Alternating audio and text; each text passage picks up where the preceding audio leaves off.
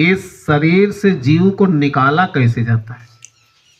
अरे सुन लो प्रेमियों, ये आपके ऊपर अभी बीतेगा, ये कथा कीर्तन नहीं। जमदूत जब आते हैं तो एक पैर छाती पर रखते, एक पैर यहाँ घाटी पर रखते हैं। मन बुद्धि चित्त प्राण को जब यहाँ से समेटते हैं तो आप छू के देखना, मौत के समय आदमी का सबसे पहले पैर ठंडा होता है। ऐसे शरीर ठंडा होता हुआ आता है, उस समय ये हड्डियां चटाचट टूटती। बाबा जय गुरुदेव महाराज ने बताया था, एटम बम की आवाज कुछ नहीं, इससे जोर की आवाज होती है जब ये हड्डियां तोड़ते हैं। जब दिखाई सुनाई उसी को पड़ता जिस पर बीतती। आदमी तड़फड़ाया करता है, आंखों से आंसू बहा करते।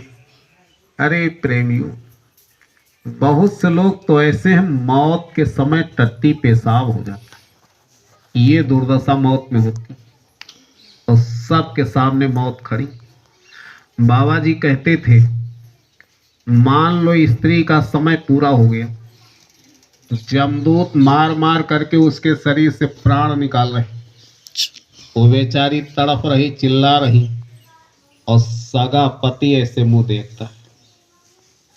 हे माताओं बहनों, ये बताओ उस समय आपका पति आपको बचा लेगा? और पति का समय पूरा हो गया तो स्त्री मुंह देख रही। वैसे पति के सामने पत्नी मारी जाए तो शायद कोई पति बर्दाश्त करेगा, लेकिन इसी जिंदगी में एक समय आता है, सामने सगी औरत मारी जा रही और सगा पति ऐसे मुंह देख रहा, बेचारा रो रहा। आपके सामने आपकी औरत मारी जा रही, आपके सामने आपका पिता मारा जा रहा, भाई मारा जा रहा। ये बताओ बचा लोगे? ये बताओ उस समय कोई बचा लेगा? बचा लेगा? यही हम बताने आए। जीव के केवल दो साथी होते हैं। कितने साथी? दो। नंबर 1 सदगुरु और नंबर 2 भगवान का भजन। किसी सच्चे संत महात्मा से नाम दान लेकर भगवान का भजन आपने कर लिया तो जमदूत आपके नजदीक नहीं आ सकते। अगर इस काम को नहीं किया तो सारी धरती की फौज लगा दो, डॉक्टर बुला लो, आपको कोई बचा नहीं सकता। सदगुरु और भजन कैसे बचाते हैं अभी बाद में बताएंगे। पहले आप ये सुनो, जब इस शरीर से जीव को निकालते हैं तो कहाँ ले जाते हैं और जीव के साथ क्या क्या होता है? अरे सुन लो प्रेमियों, आगे होने वाला है।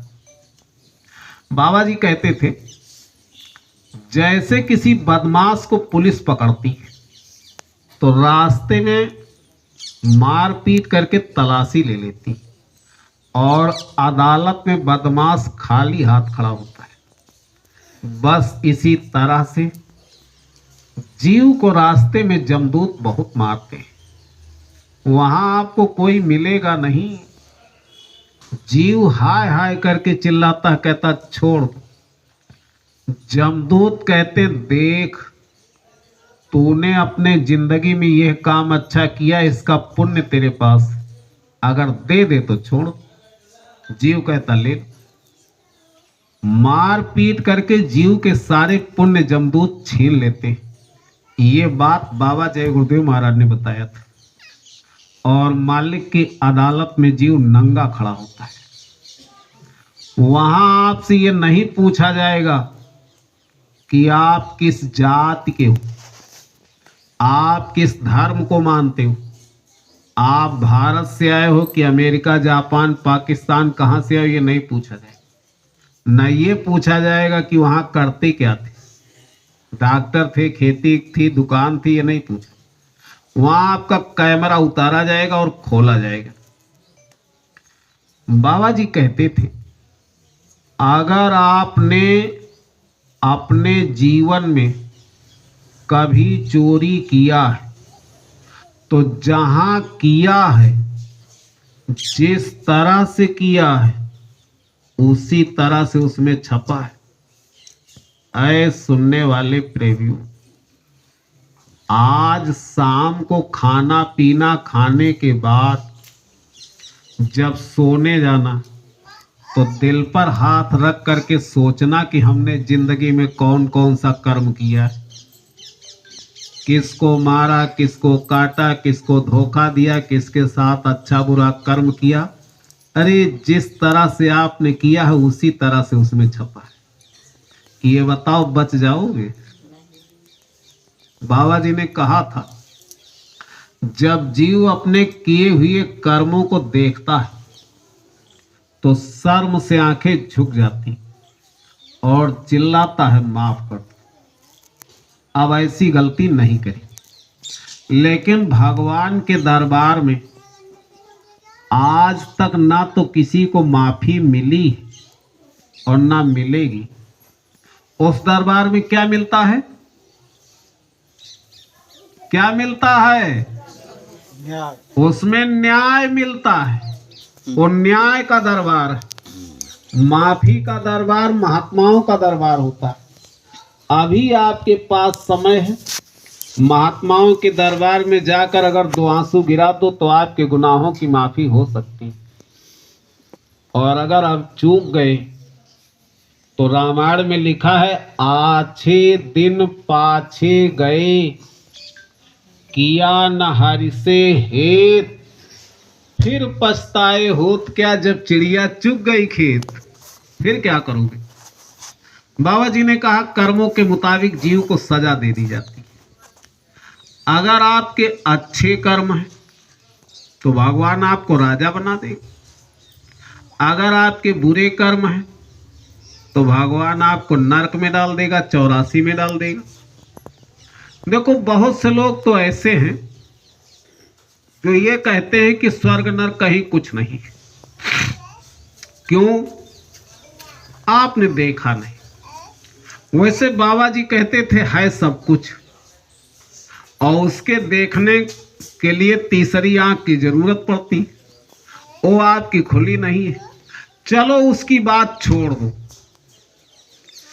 इस धरती पर ये जितने पशु पक्षी आप देख रहे हो, जल के जीव, थल के जीव, एक बात जरा आप लोग बताओ, ये बताओ भगवान समदर्शी है या नहीं है? नहीं समझ में आई बात? फिर से सुनो, भगवान समदर्शी है या नहीं है? यानी जो भगवान है वो तो सबका पिता है। तो भगवान के दरबार में कोई पक्षपात होता है कि वो सबको बराबर समझता है? बराबर समझता है। वो तो सबका मालिक है। तो जब बराबर समझता है तो किसी को पशु बना दिया, किसी को पक्षी बना दिया, किसी को लूला लंगड़ा अपाहिज बना दिया, किसी को पहलवान बना दिया, किसी को अमीर बनाया, किसी को गरीब। तो ऐसा क्यों? बस यही हम समझाना चाहते हैं। ये सारा खेल तो कर्मों का है, कर्मों का है।